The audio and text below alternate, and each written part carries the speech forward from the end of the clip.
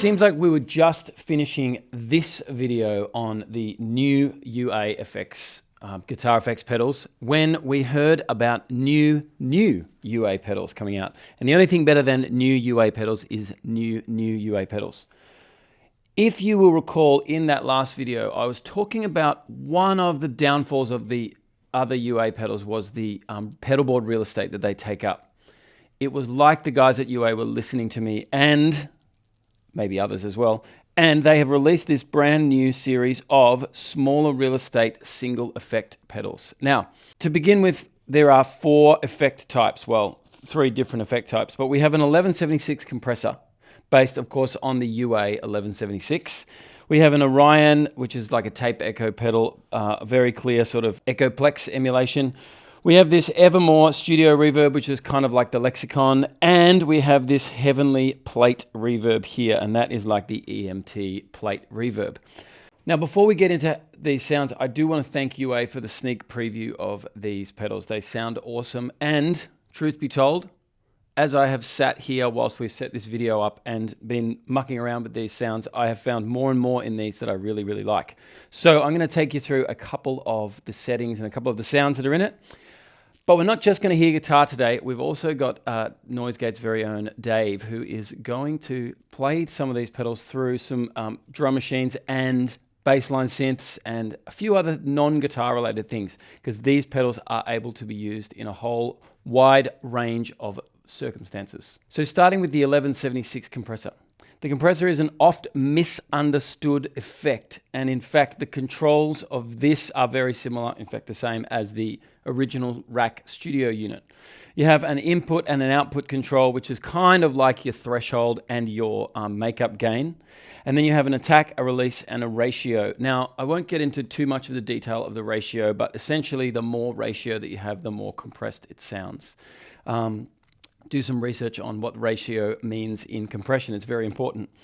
You also have this little switch here, which goes from a single 1176.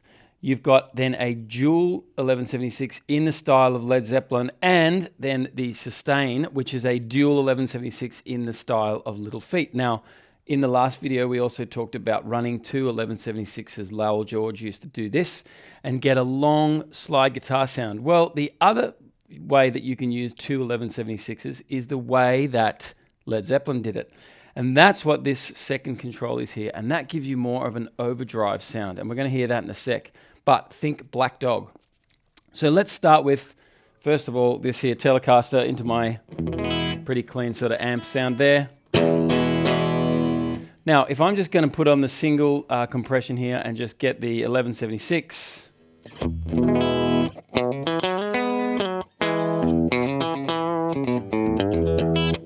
And you can see this light is changing at the top to show the compression is happening. So I'm going to turn the input right up. I'm going to turn the ratio right up.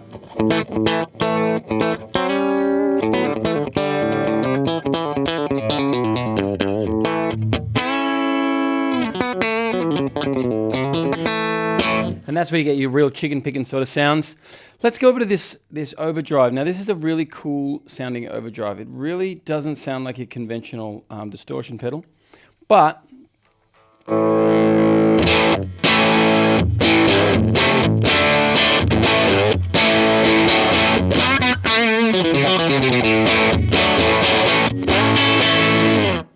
that is the effect of 2 1176s being run into each other and working like overdrives, and it gives you that real Black Dog sound. And this is in fact how Jimmy Page and producer Andy Johns, I'm pretty sure it was Andy Johns, could have been Glyn Johns, one of them used this with Jimmy Page in the studio and got the Black Dog overdrive sound. So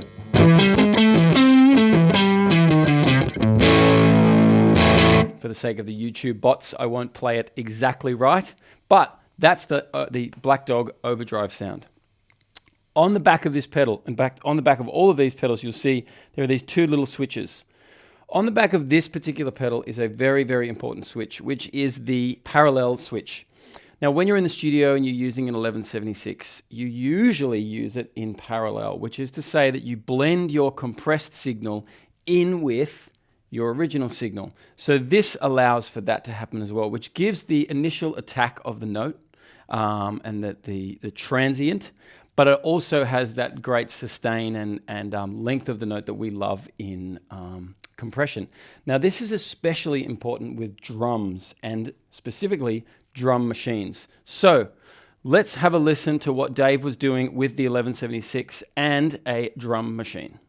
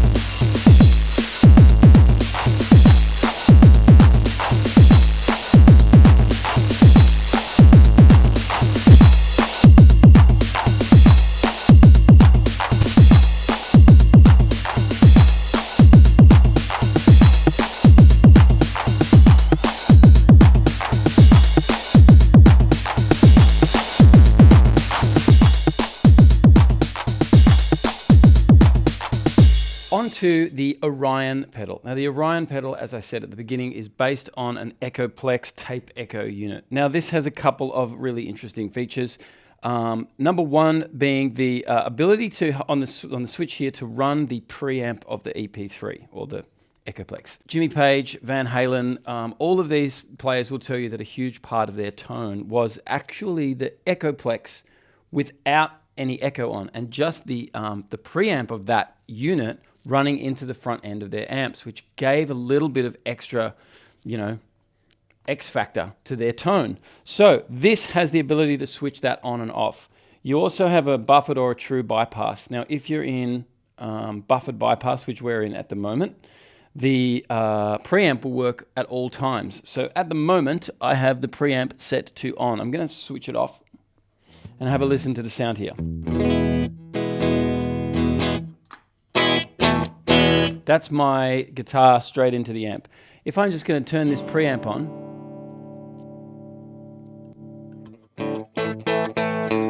very subtle boost to the tone there. So that's off and on, which I think is a really great thing as an always on kind of sound. The other bonus of that, you'll see that I struggled to turn it on and off. That's the exact switch that you want to struggle to turn on and off, because you don't want it to accidentally come on and off. So it's a good thing. Okay, so then also we have this record level. Now on tape echoes, you have the amount of your signal that gets recorded to the tape, which saturates the tape in its own way. If you have the record level low, you can have your mix up quite high, and it doesn't get in the way of what you are playing.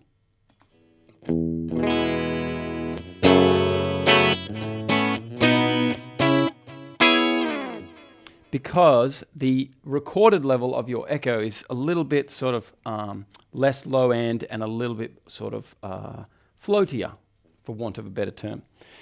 As I turn that record level up, I get more of a delay sound. And finally, when I go right to the top here, I'm just turning that wonk down, I'll explain that in a second. When I go right to the top, I actually distort the tape. So that is kind of cool.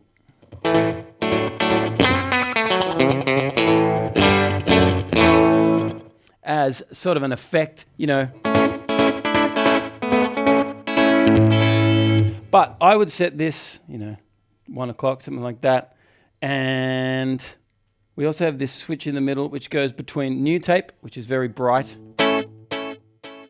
slightly worn tape, which is a little bit darker, to finally old tape, which is darker, but it also has some glitches in the tape. And that's what this wonk control is. So let's turn that all the way up. Let's turn the feedback up, and let's have a listen to what this does.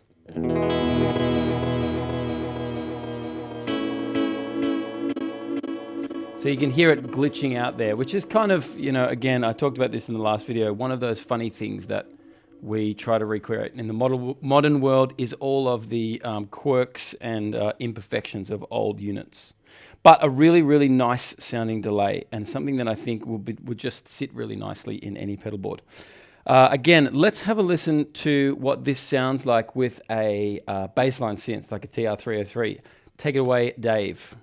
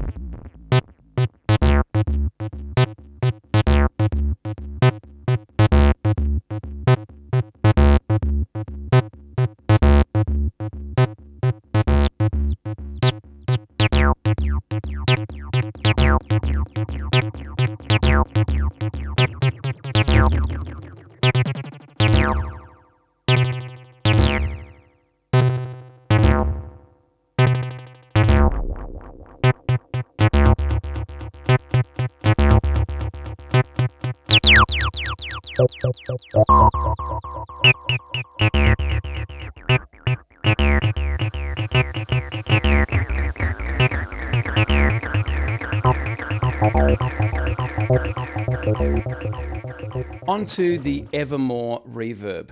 Now, the Evermore initially was something that I was a little bit confused by because I didn't fully understand the control layout of it. But let's talk about this. So the Evermore is sort of based on the Lexicon Studio Reverb.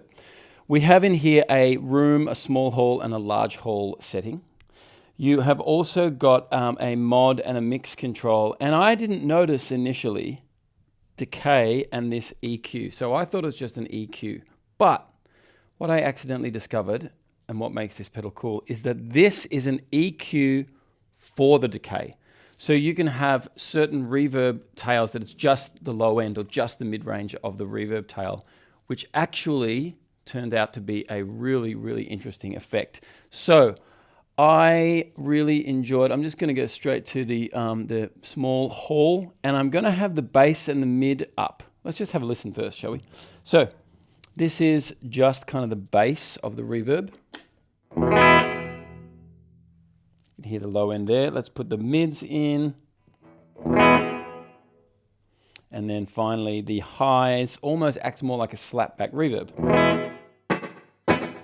which is how the sound would dissipate in a hall. It's actually really clever the way that they've done this. Now, these controls are incredibly interactive. So I'm going to bring that treble down. I'm going to put the mid at the mid and turn the bass up. And I get this long reverb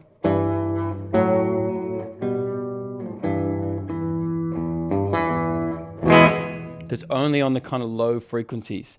If I dial that treble in just a bit, a little bit more of that reverb comes through.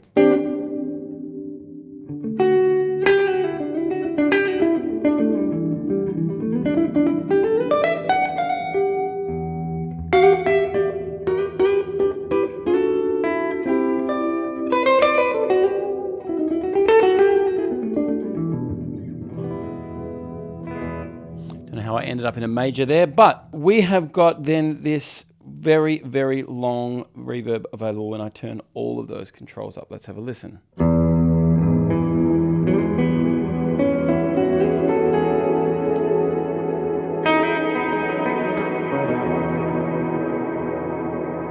But what you will notice as I fade them out, what you'll notice is that my guitar tone kind of gets lost when I have all of that in. So the ability to control the EQ of the reverb, I think, is an amazing addition to a reverb pedal and something I haven't actually seen before.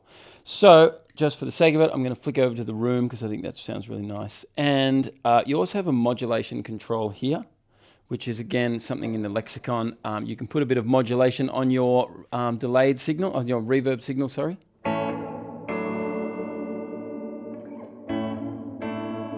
Which which you can hear there. Not my sound, but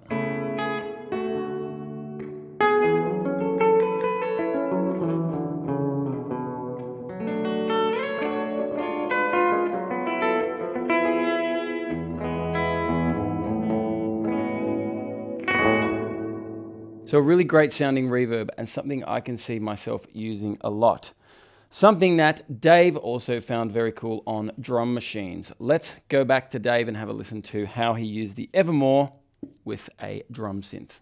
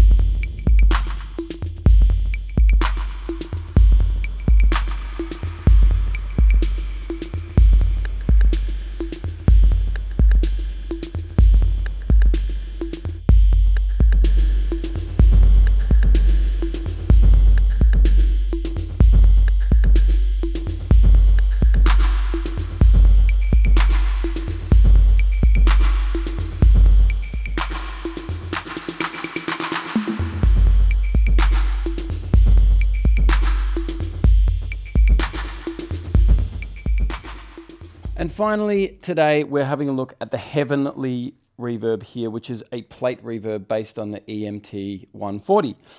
You have got here A, B, and C, which is sort of like a bright vintage, a dark vintage, and then a full range modern kind of plate reverb sound. So I kind of like the dark vintage sound. I also really like this reverb because it's got a heap of tail on it, and then also this ability to control the pre-delay and the EQ on the top here. So let's have a quick listen here.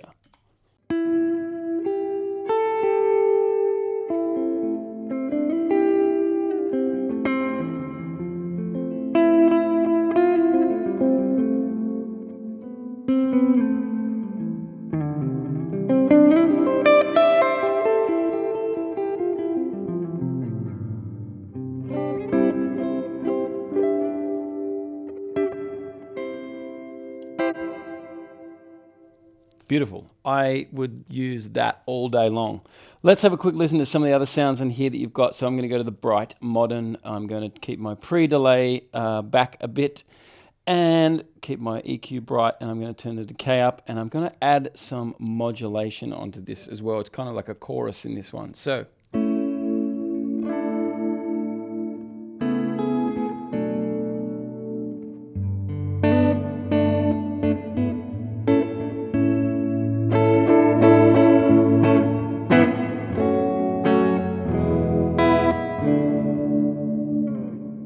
I feel like you get straight back to the 80s with a tone like that. The thing I like about the control layout on this pedal is having the pre-delay and the mod as controls here. I think pre-delay is a pretty important control in reverb. So basically the amount of time before the reverb tail begins to hit, which again allows for space for your original note. So if I have my pre-delay up really high and my decay up really high, and I play this note, you can hear there's that little bit of time before the reverb signal comes in, which means the attack of my original note is a little bit clearer than if I have no pre-delay.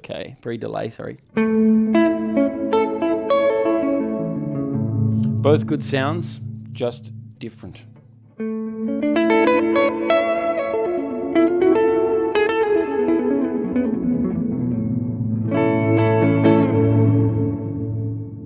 And again, EQ is a wonderful thing to have on reverb because you can sometimes really muddy up your sound by having too much low end in your EQ of your reverb. So Dave also ran this pedal through its paces and put a percussion synth through the Heavenly. Let's have a listen to that.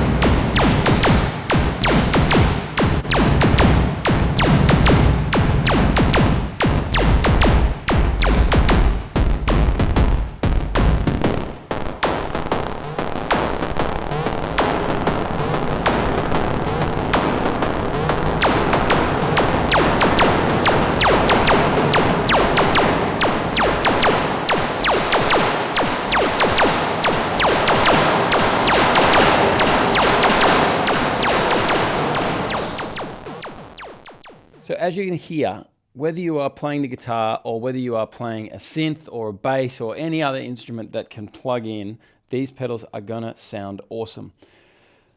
The things that I really loved about them, number one, was the size of them. The UA pedals have suffered a little bit from the size of those pedals. Even as good as they sound, we in Guitar World are trying to get as many pedals on our pedalboard as possible, and having this smaller footprint is a real bonus. I like, again, how these don't have presets, that you have to actually touch the knobs until you find the sound that you like. And that means for usually more musical expression with your effects. I thought that there were some limits on some of them. I personally wouldn't have a mod control as one of the main controls on this reverb here. But again, you know, I didn't design these, so that's just my opinion. But I really did think that there was some incredible sounds to have from these reverbs. I would have loved a tap tempo option on this tape echo, but again, the originals didn't have tap tempo, so I guess they're kind of going for that thing. And by having to turn this, you've got to be a little bit more tactile and a little bit more musical with the way you make musical effects decisions. Overall, awesome sounding pedals, and you can hear whether you're doing something crazy like Dave is and running these sort of to within an inch of their lives, or you're doing a little bit something more ethereal. They cover a lot of ground. Once again, thanks to UA for the sneak peek of these. These are amazing pedals, and we are appreciative here at Noisegate to be able to put them through their paces. To finish off today, I am going to do what everybody wants to do with pedals and turn them all on and just see how it sounds. Thanks for watching Noisegate. See you next time.